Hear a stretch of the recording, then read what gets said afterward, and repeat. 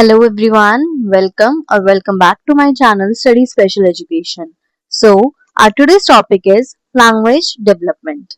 आज हम language development में जो भी theories हमें given है हम वो पढ़ेंगे. Language development क्या होता है हम इसके बारे में पढ़ेंगे. So, start करते हैं. सबसे पहले meaning of language development. Language development क्या होता है? Language is the primary means of communication. Language सबसे प्राइमरी मीन्स होता है कम्युनिकेशन का. लैंग्वेज की वजह से ही हम कम्युनिकेट कर पाते हैं. Language develop in the process through which a child learns to understand and use language. जो आपका लैंग्वेज डेवलपमेंट होता है वो एक प्रोसेस होता है जिसकी वजह से एक बच्चा सीखता है, अंडरस्टैंड करता है और उस लैंग्वेज को यूज करता है. Third pointer, it begins in infancy and continues through childhood. ये आपका इन्फेंसी में ही स्टार्ट हो जाता है, जब बच्चा पैदा होता है उसके बाद से ही स्टार्ट हो जाता है एंड ये कंटिन्यू करता है आपके पूरे चाइल्डहुड के थ्रू. इसकी इंपॉर्टेंस क्या है? ये हेल्प करता है चिल्ड्रन को to express thoughts, feelings and needs. इसकी वजह से बच्चा अपने थॉट्स को एक्सप्रेस कर पाता है, फीलिंग्स को एक्सप्रेस कर पाता है और अपनी नीड्स को एक्सप्रेस कर पाता है. Develops communication skills. इससे बच्चे की कम्युनिकेशन स्किल्स डेवलप होती हैं. Improves thinking and reasoning ability. इससे बच्चे की थिंकिंग भी डेवलप होती है और रीजनिंग एबिलिटी भी डेवलप होती है. Helps build and maintain relationship. इसकी वजह से बच्चा बिल्ड करता है और मेंटेन करता है अपने रिलेशनशिप्स को. Language rich environment is essential because. आपका लैंग्वेज रिच एनवायरनमेंट जरूरी क्यों है, क्यों एसेंशियल है बच्चे के लिए? सो इसका फर्स्ट पॉइंटर है it nurtures the creativity and imagination of learners.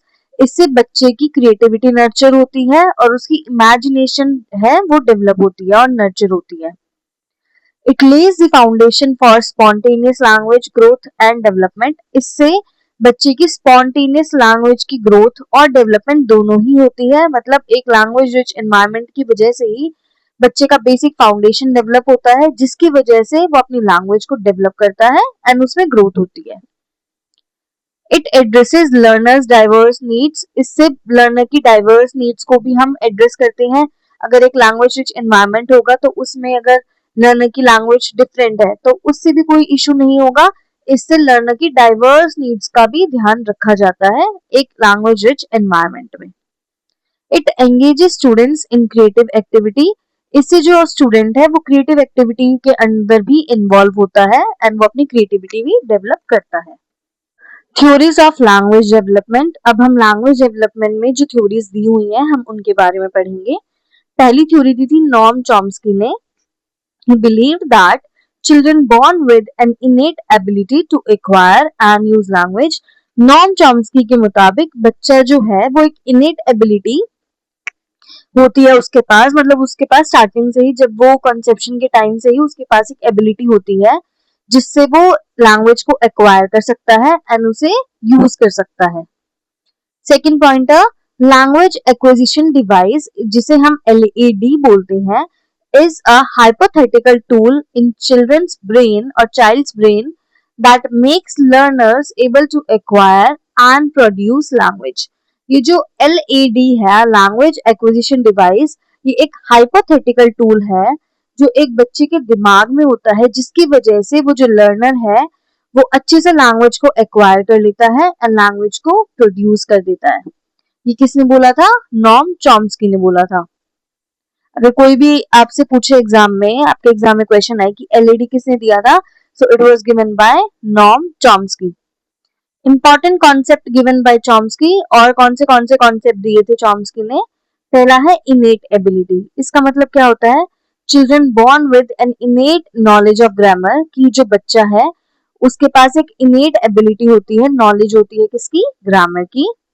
Second is generative grammar. इसका मतलब होता है it reflects to a finite set of rules to generate sentences.